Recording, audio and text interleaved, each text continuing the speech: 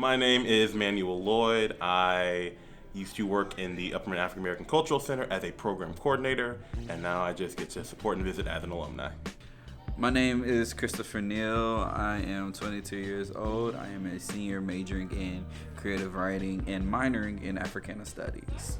The feeling coming in to the space, as opposed to when I entered it as a student, actually, 7 years ago, is really just obviously the physical space. So more room to actually program, more room for multiple groups to have things going on, more technology, more advanced, but also just a sense of energy, the sense of vigor. There's a real sense of joy and hope that I think really was kind of teetering when I first got here, just because there hadn't been, as much investment from the university as a whole, and a lot of the staff members are just burned out. But there really seems to be a joy and energy that translates from the staff down to the students.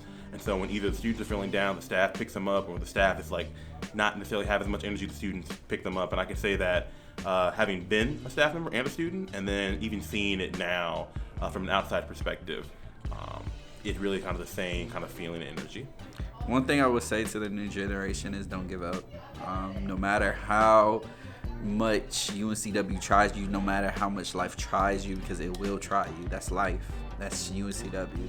Do not give up, because you are worth the stars and more. You are beautifully and wonderfully made. You are fearfully and wonderfully made. So don't give up, because everything you need is right here. Everything you need is in front of you, and you have a family, you have a community, you have a village that is willing to take care of you and build you up. And when you can't fight for yourself, they will fight for you. So don't give up and lean on your community. I was actually here in 1996 when the original center opened. And it was a very different feel, a very different vibe, and I can say that Sean has just brought incredible life and energy to the center.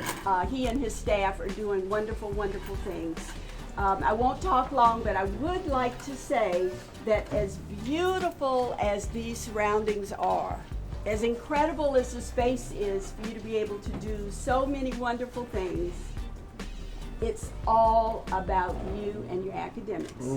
This center is indeed sanctuary, just like our year.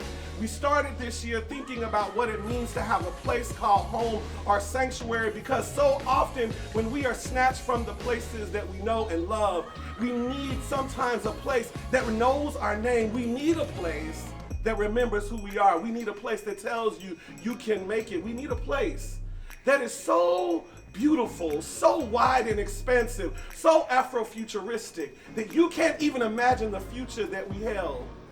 We need a place that started just 26 years ago, just 27 years ago, and culminating in the minds of folk who believed before we ever uttered Black Lives Matter, that Black lives indeed mattered on this campus. We needed a place that in the 1960s, almost 60 years ago, that decided that Black lives would matter by entering the first classes of Black students on this campus, building out what was once Watu Wazuri, which we now know as BSU, and beginning with Delta Sigma Theta and ending with all of the amazing organizations, just like the ones they call Rhyme and Reason.